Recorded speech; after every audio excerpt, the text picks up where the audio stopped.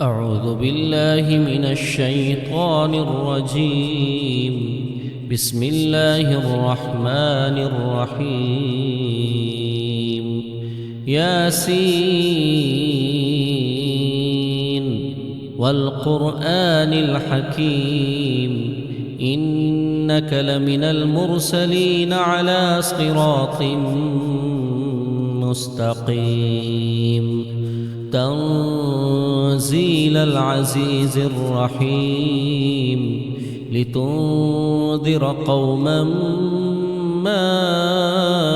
أنذر آباؤهم فهم غافلون. لقد حق القول على أكثرهم فهم لا يؤمنون. إنا جعلنا في أعناقهم أغلالا فهي إلى الأذقان فهم مقمحون. وجعلنا من بين أيديهم سدا ومن خلفهم سدا فأغشيناهم فهم لا يبصرون. وسواء عليهم أأنذرتهم أم لم تنذرهم لا يؤمنون. إنما تنذر من اتبع الذكر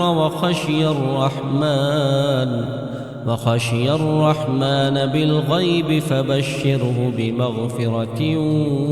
وأجر كريم. إنا نحن نحيي الموتى ونكتب ما قدموا وآثارهم وكل شيء أحصيناه في إمام مبين. واضرب لهم مثلا أصحاب القرية إذ جاءها المرسلون إذ أرسلنا إليهم اثنين فكذبوهما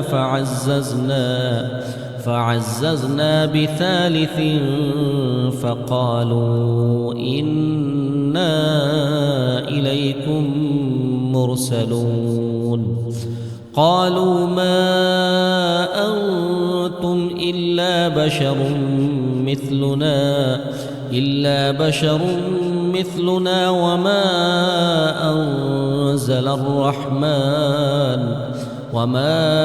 أنزل الرحمن من شيء إن أنتم إلا تكذبون. قالوا ربنا يعلم إنا إليكم لمرسلون وما علينا إلا البلاغ المبين. قالوا إنا تطيرنا بكم لئن لم تنتهوا لنرجمنكم وليمسنكم منا عذاب أليم. قالوا طائركم معكم أئن ذكرتم بل أنتم قوم مسرفون. وجاء من أقصى المدينة رجل يسعى قال يا قوم اتبعوا المرسلين اتبعوا من لا يسألكم أجرا وهم مهتدون.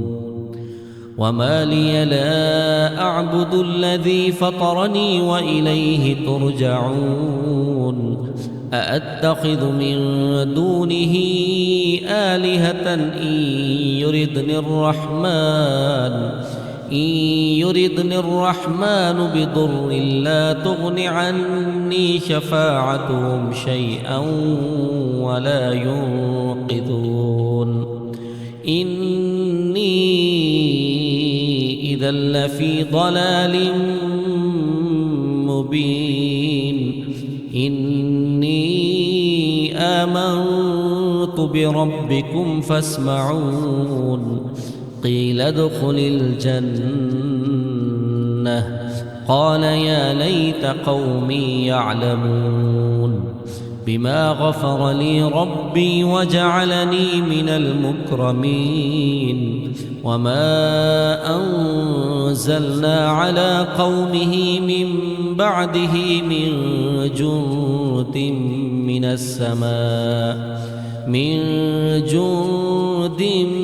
من السماء وما كنا منزلين إن كانت إلا صيحة واحدة فإذا هم خامدون يا حسرة على العباد ما يأتيهم من رسول إلا كانوا به يستهزئون ألم يروا كم أهلكنا قبلهم من القرون أنهم إليهم لا يرجعون وإن كل لما جميع لدينا محضرون وآية لهم الأرض الميتة أحييناها وأخرجنا منها حبا فمنه يأكلون وجعلنا فيها جنات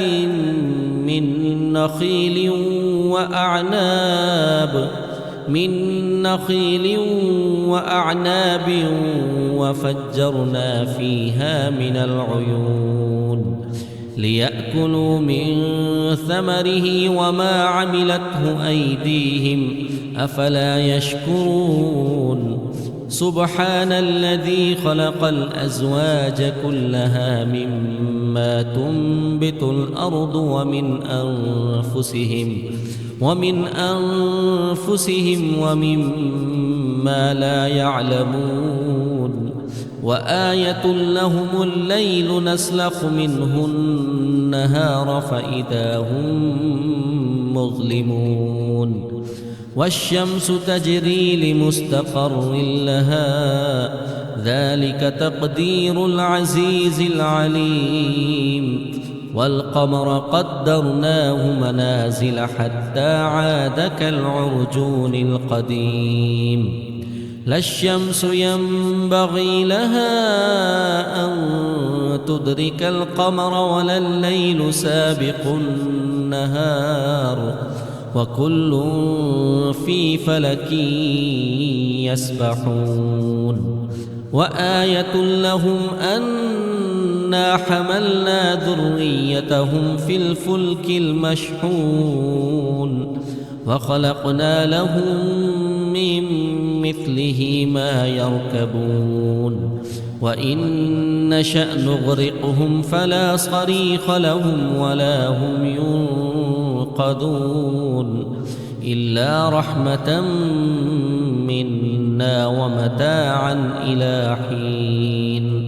وإذا قيل لهم اتقوا ما بين أيديكم وما خلفكم لعلكم ترحمون وما تأتيهم من آية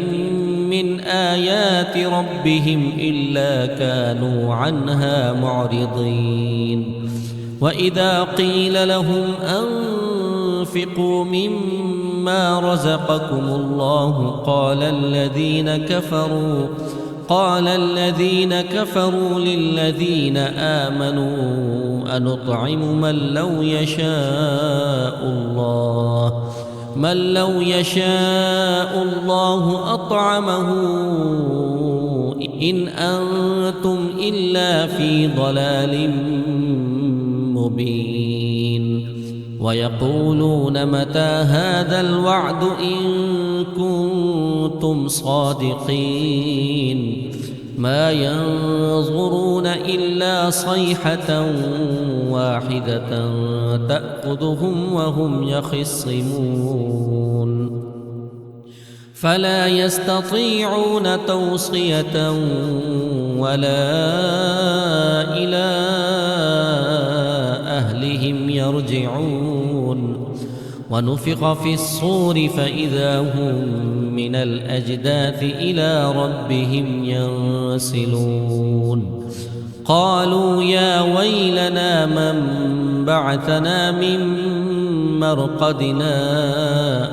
هذا ما وعد الرحمن وصدق المرسلون إن كانت إلا صيحة واحدة فإذا هم جميع لدينا محضرون فاليوم لا تظلم نفس شيئا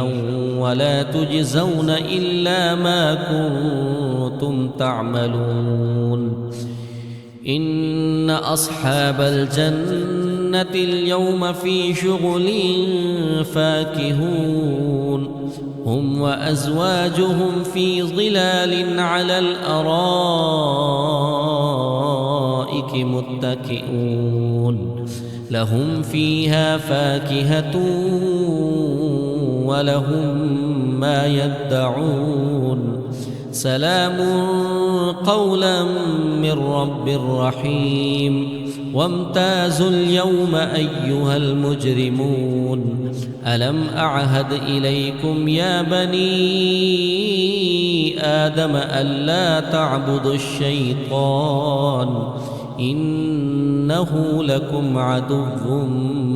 مبين وأن اعبدوني هذا صراط مستقيم ولقد أضل منكم جبلا كثيرا أفلم تكونوا تعقلون هذه جهنم التي كنتم توعدون اصلوها اليوم بما كنتم تكفرون اليوم نختم على أفواههم وتكلمنا أيديهم وتشهد أرجلهم بما كانوا يكسبون ولو نشاء لطمسنا على أعينهم فاستبقوا الصراط فأنى يبصرون ولو نشاء لمسخناهم على مكانتهم فما استطاعوا مضيا ولا يرجعون ومن نعمره ننكسه في الخلق أفلا يعقلون وما علمناه الشعر وما ينبغي له إن هو إلا ذكر وقرآن مبين لينذر من كان حيا ويحق القول على الكافرين أولم يروا أنا خلقنا لهم مما عملت أيدينا أنعاما فهم لها مالكون وذللناها لهم فمنها ركوبهم ومنها يأكلون ولهم فيها منافع ومشارب أفلا يشكرون واتخذوا من دون الله آلهة لعلهم ينصرون لا يستطيعون نصرهم وهم لهم جند محضرون فلا يحزنك قولهم إنا نعلم ما يسرون وما يعلنون أولم ير الإنسان أنا خلقناه من نطفة فإذا هو خصيم مبين وضرب لنا مثلا ونسي خلقه قال من يحيي العظام وهي رميم قل يحييها الذي أنشأها أول مرة وهو بكل خلق عليم الذي جعل لكم من الشجر الأخضر نارا فإذا أنتم منه توقدون أوليس الذي خلق السماوات والأرض بقادر على أن يخلق مثلهم بلى وهو الخلاق العليم إنما أمره إذا أراد شيئا أن يقول له كن فيكون فسبحان الذي بيده ملكوت كل شيء وإليه ترجعون.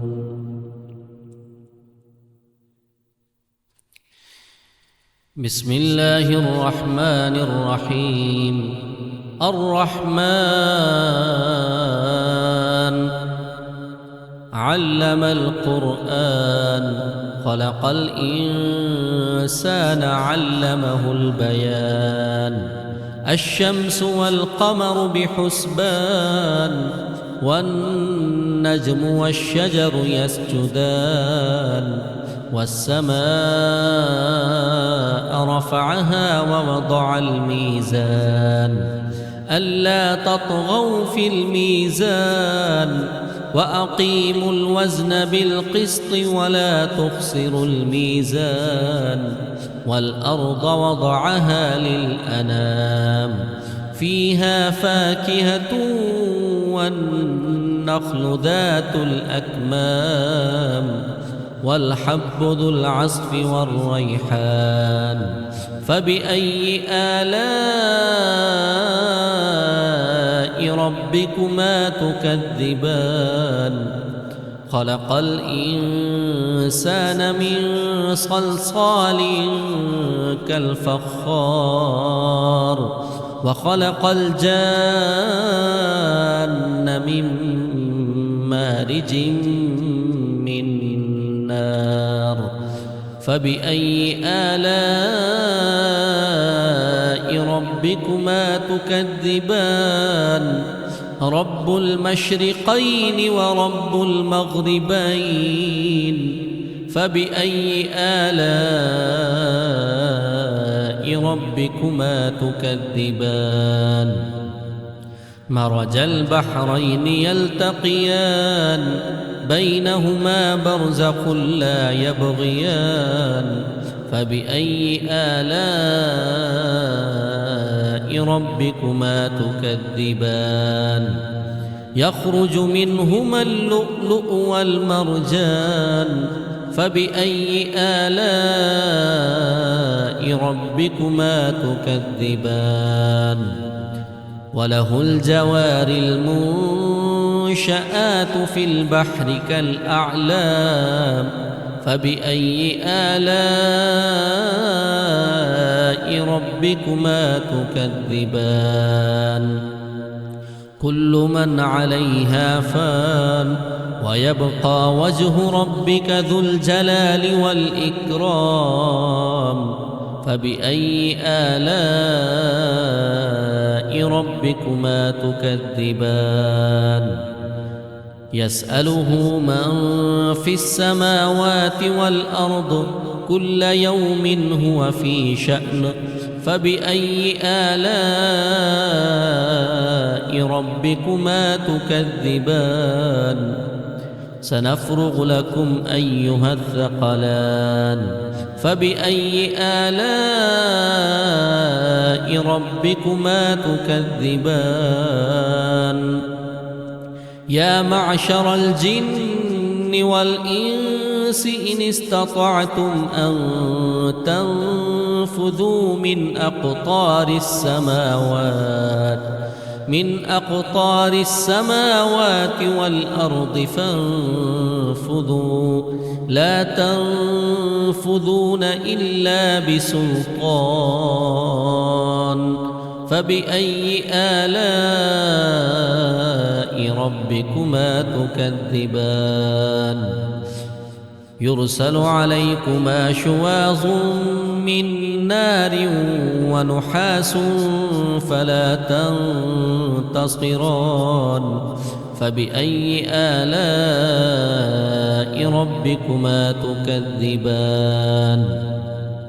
فإذا انشقت السماء فكانت وردة كالدهان فبأي آلاء ربكما تكذبان فيومئذ لا يسأل عن ذنبه إنس ولا جان فبأي آلاء ربكما تكذبان يعرف المجرمون بسيماهم فيؤخذ بالنواصي والأقدام فبأي آلاء ربكما تكذبان هذه جهنم التي يكذب بها المجرمون يطوفون بينها وبين حميم آن فبأي آلاء ربكما تكذبان ولمن خاف مقام ربه جنتان فبأي آلاء ربكما تكذبان ذواتا أفنان فبأي آلاء ربكما تكذبان فيهما عينان تجريان فبأي آلاء ربكما تكذبان فيهما من كل فاكهة زوجان فبأي آلاء ربكما تكذبان متكئين على فرش بطائنها من استبرق وجنى الجنتين دان فبأي آلاء ربكما تكذبان فيهن قاصرات الطرف لم يطمثهن إنس قبلهم ولا جان فبأي آلاء ربكما تكذبان كأنهن الياقوت والمرجان فبأي آلاء ربكما تكذبان هل جزاء الإحسان إلا الإحسان فبأي آلاء ربكما تكذبان ومن دونهما جنتان فبأي آلاء ربكما تكذبان مدهامتان فبأي آلاء ربكما تكذبان فيهما عينان نضاختان فبأي آلاء ربكما تكذبان فيهما فاكهة ونخل ورمان فبأي آلاء ربكما تكذبان فيهن خيرات حسان فبأي آلاء ربكما تكذبان حور مقصورات في الخيام فبأي آلاء ربكما تكذبان لم يطمثهن إنس قبلهم ولا جان فبأي آلاء ربكما تكذبان متكئين على رفرف خضر وعبقري حسان فبأي آلاء ربكما تكذبان تبارك اسم ربك ذي الجلال والإكرام. بسم الله الرحمن الرحيم. إذا وقعت الواقعة ليس لوقعتها كاذبة خافضة رافعة إذا رجت الأرض رجا وبست الجبال بسا فكانت هباء منبثا وكنتم أزواجا ثلاثة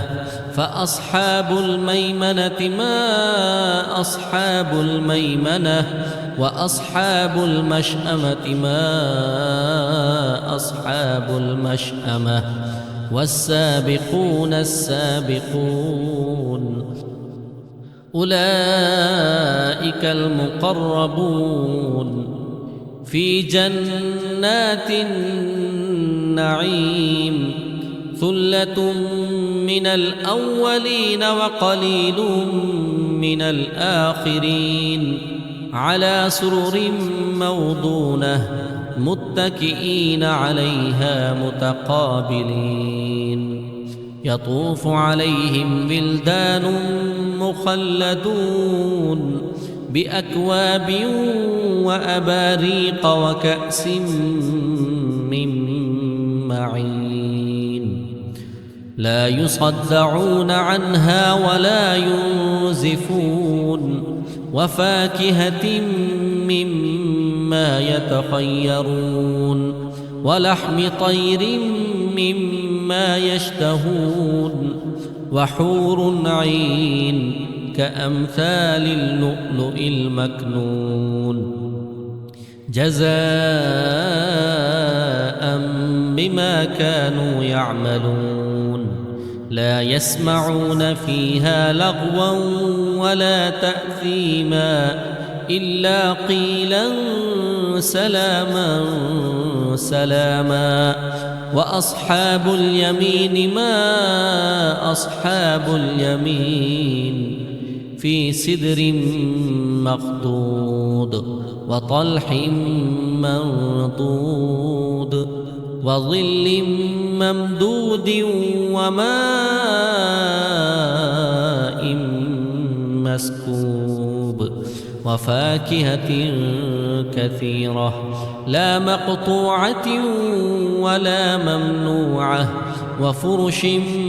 مرفوعة إنا أنشأناهن إن شاء فجعلناهن أبكارا عربا أترابا لأصحاب اليمين ثلة من الأولين وثلة من الآخرين وأصحاب الشمال ما أصحاب الشمال في سموم وحميم وظل من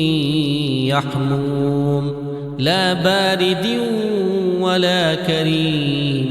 إنهم كانوا قبل ذلك مترفين وكانوا يصرون على الحنث العظيم وكانوا يقولون أإذا متنا وكنا ترابا وعظاما أإنا لمبعوثون أو آباؤنا الأولون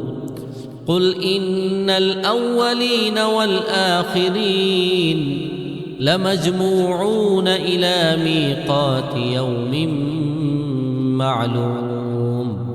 ثم إنكم أيها الضالون المكذبون لآكلون من شجر من زقوم فمالئون منها البطون فشاربون عليه من الحميم فشاربون شرب الهيم هذا نزلهم يوم الدين نحن خلقناكم فلولا تصدقون أفرأيتم ما تمنون أأنتم تخلقونه أم نحن الخالقون نحن قدرنا بينكم الموت وما نحن بمسبوقين على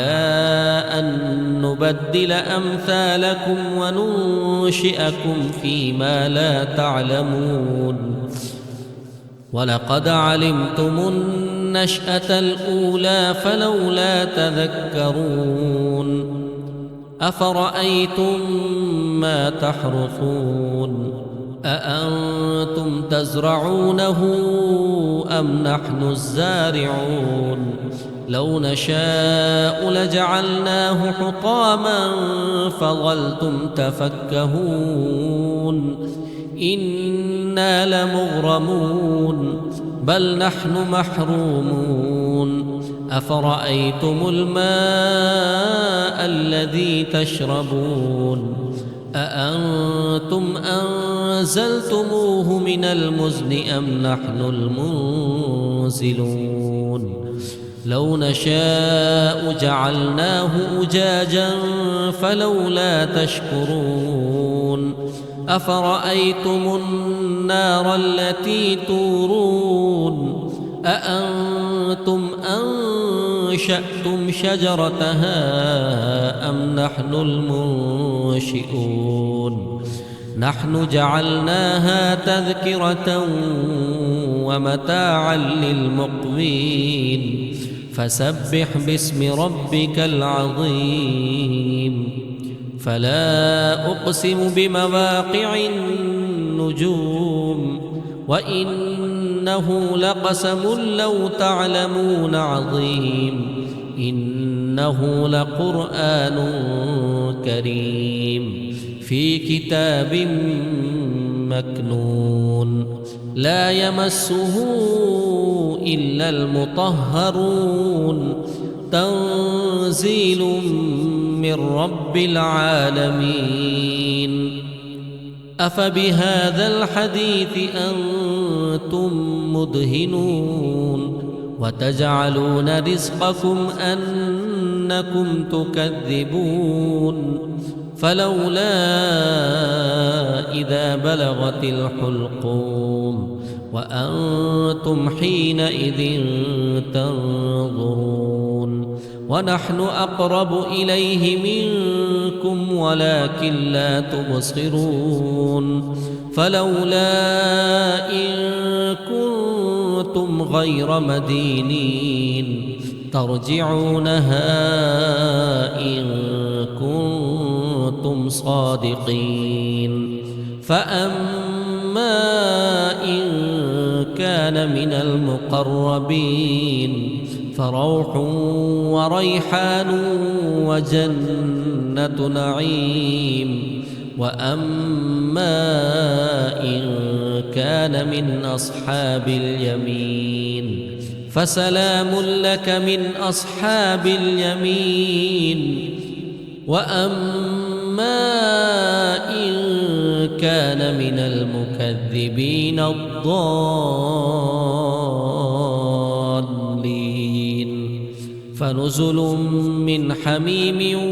وتصلية جحيم إن هذا لهو حق اليقين فسبح باسم ربك العظيم بسم الله الرحمن الرحيم تبارك الذي بيده الملك وهو على كل شيء قدير الذي خلق الموت والحياة ليبلوكم أيكم أحسن عملا وهو العزيز الغفور الذي خلق 7 سماوات طباقا ما ترى في خلق الرحمن من تفاوت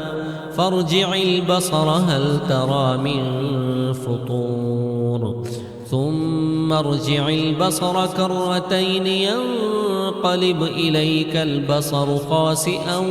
وهو حسير لقد زينا السماء الدنيا بمصابيح وجعلناها رجوما للشياطين وأعتدنا لهم عذاب السعير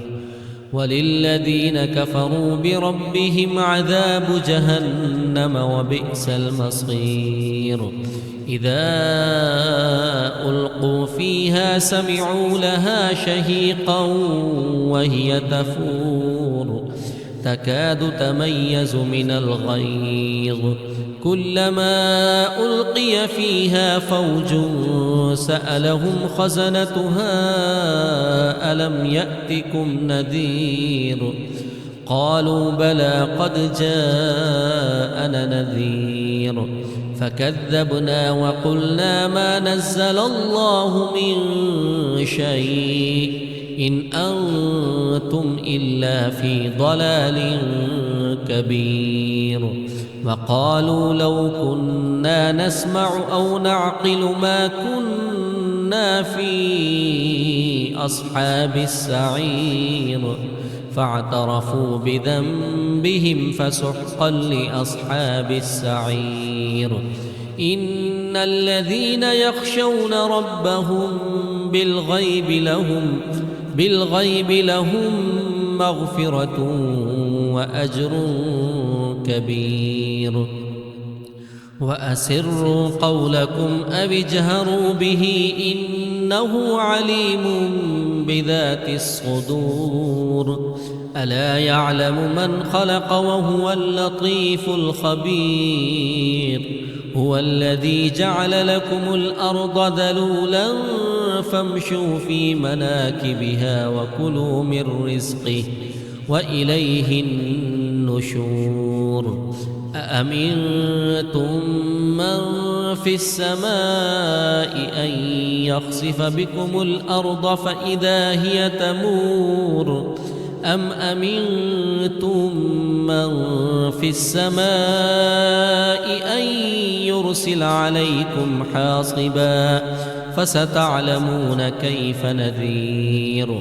ولقد كذب الذين من قبلهم فكيف كان نكير أولم يروا إلى الطير فوقهم صافات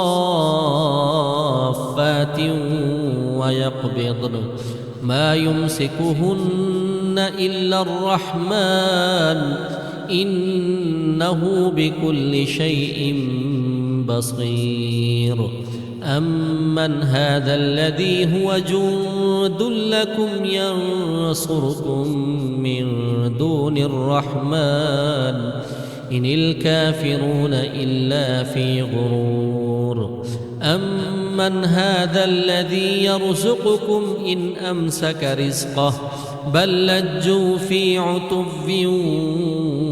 ونفور أفمن يمشي مكبا على وجهه أهدى أمن يمشي سبيا على صراط مستقيم قل هو الذي أنشأكم وجعل لكم السمع والأبصار والأفئدة قليلا ما تشكرون قل هو الذي ذرأكم في الأرض وإليه تحشرون ويقولون متى هذا الوعد إن كنتم صادقين قل إنما العلم عند الله وإنما أنا نذير مبين فلما رأوه زلفة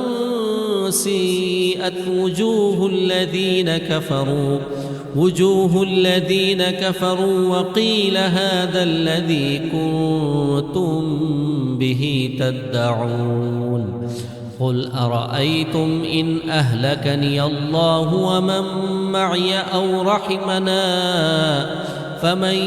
يجير الكافرين من عذاب أليم قل هو الرحمن آمنا به وعليه توكلنا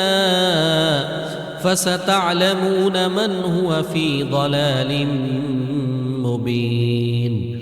قل أرأيتم إن أصبح ماؤكم غورا فمن يأتيكم بماء معين بسم الله الرحمن الرحيم يا أيها المزمل قم الليل إلا قليلا نصفه أو انقص منه قليلا أو زد عليه ورتل القرآن ترتيلا إنا سنلقي عليك قولا ثقيلا إن ناشئة الليل هي أشد وطئا وأقوم قيلا إن لك في النهار سبحا طويلا واذكر اسم ربك وتبتل إليه تبتيلا رب المشرق والمغرب لا إله إلا هو فاتخذه وكيلا واصبر على ما يقولون واهجرهم هجرا جميلا وذرني والمكذبين أولي النعمة ومهلهم قليلا إن لدينا أنكالا وجحيما وطعاما ذا غصة وعذابا أليما يوم ترجف الأرض والجبال وكانت الجبال كثيبا مهيلا إنا أرسلنا إليكم رسولا شاهدا عليكم كما أرسلنا إلى فرعون رسولا فعصى فرعون الرسول فأخذناه أخذا وبيلا فكيف تتقون إن كفرتم يوما يجعل البلدان شيبا السماء منفطر به كان وعده مفعولا إن هذه تذكرة فمن شاء اتخذ إلى ربه سبيلا إن ربك يعلم أنك تقوم أدنى من ثلثي الليل ونصفه وثلثه وطائفة من الذين معك والله يقدر الليل والنهار علم أن لن تحصوه فتاب عليكم فاقرؤوا ما تيسر من القرآن علم أن سيكون منكم مرضى وآخرون يضربون في الأرض يبتغون من فضل الله وآخرون يقاتلون في سبيل الله فاقرؤوا ما تيسر منه وأقيموا الصلاة وآتوا الزكاة وأقرضوا الله قرضا حسنا وما تقدموا لأنفسكم من خير تجدوه عند الله هو خيرا وأعظم أجرا واستغفروا الله إن الله غفور رحيم